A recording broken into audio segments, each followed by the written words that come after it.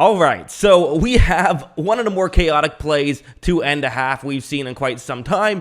This was an absolute blast. I always love these weird situations that happen, so figured I'd make a quick video during halftime. Plan on making a longer video tonight as well, recapping the game. But for now, let's talk about this play. So here's what the Rams are trying to do on this play. It's actually pretty simple. What you do is you have, since teams are going to be trying to, block a field goal that they assume is coming, you then kind of allow basically 4 players to go towards the inside, only 3 of which you have to actually block. And then what you can do is you can have the holder himself take the snap and scramble out, in which case you now have a player flash over. You also have a tight end who's going to run out and run a route. And the idea is you catch San Francisco by surprise. However, this play should never have been snapped. This is kind of one of those situations where if a quarterback is here, he's changing something at the line. Because keep in mind, the holder is supposed to take the ball and scramble out towards the left side of the screen.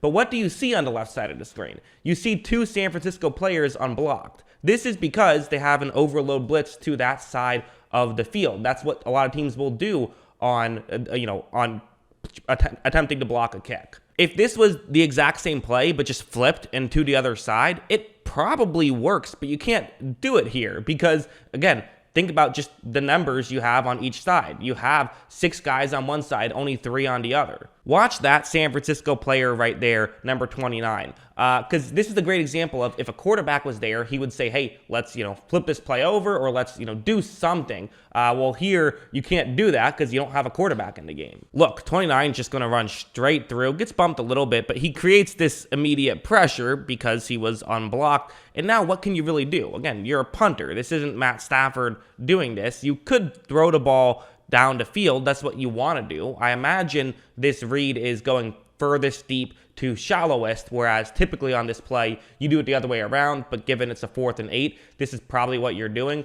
But at this point, you can't throw the ball deep because of the pressure. Luckily, you had a second option. Unluckily, that did not come close to working out. Just a baffling decision, I think, by the Rams. I think it's fair to say, I don't know what they were doing on this play. I mean, listen, if there's a minute left, I wouldn't really kill them too much. I'd say, they're trying to make something happen, down 14. It is what it is. And it is Johnny Hekker who you have throwing it, who, he's done some successful fakes in the past. But again, I believe he played football. I believe he played quarterback in at least high school, maybe college. I'm not sure. I can't remember. But that's kind of the logic behind it. Just one of those, tough play.